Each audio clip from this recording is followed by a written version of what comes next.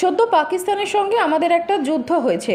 সেই যুদ্ধে ভারতীয় সেনাবাহিনী ভারতের অখণ্ডতা রক্ষা করতে যে বীরত্ব প্রদর্শন করেছে, সেই সেনাবাহিনীকে শ্রদ্ধা আর তাদেরকে শ্রদ্ধা জ্ঞাপন করেই আজকের এই মিছিল। শনিবার বারাসত শহর তৃণমূল কংগ্রেসের মিছিলে যোগ দিয়ে এমনটাই জানালেন আইএনটিটিউসির বারাসত জেলা কমিটির সভাপতি তথা বারাসত পুরসভার ভাইস চেয়ারম্যান তাপস দাশগুপ্ত। প্রসঙ্গত, পেহেলগাঁও জঙ্গি হামলার প্রতিবাদে অপারেশন সিন্দুরের মাধ্যমে পাকিস্তানকে একের পর এক প্রত্যাঘাত করেছে ভারত। ইতিমধ্যেই পাকিস্তানে বেশ কয়েকটি জঙ্গি ঘাঁটি ধ্বংস করেছে ভারতীয় সেনা। শহীদ হয়েছেন বহু সেনা জওয়ান। আর এই পরিস্থিতিতে রাজনৈতিক মতাদর্শকে দূরে সরিয়ে রেখে জওয়ানদের প্রতি শ্রদ্ধা জানাতেই পথে নেমেছে তৃণমূল কংগ্রেস।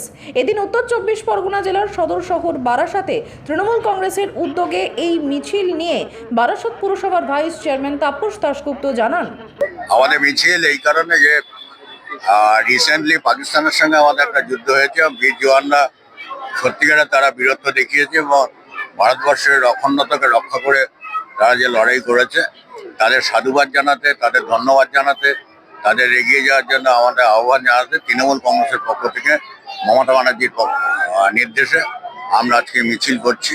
এবং আমরা এটাই প্রমাণ করছি যে ভারতবর্ষ যখন বিদেশি শত্রু আক্রমণ করবে, আমরা সবাই মিলে একসাথে দেশের রক্ষার্থে, তখন রাজনীতির ঊর্ধ্বে রেখে দেশের স্বার্থে, দেশের রক্ষার আমরা ভারতবর্ষের সাধারণ মানুষের পাশে থাকবো এবং সেনাদের পাশে থেকেই লড়াই করব।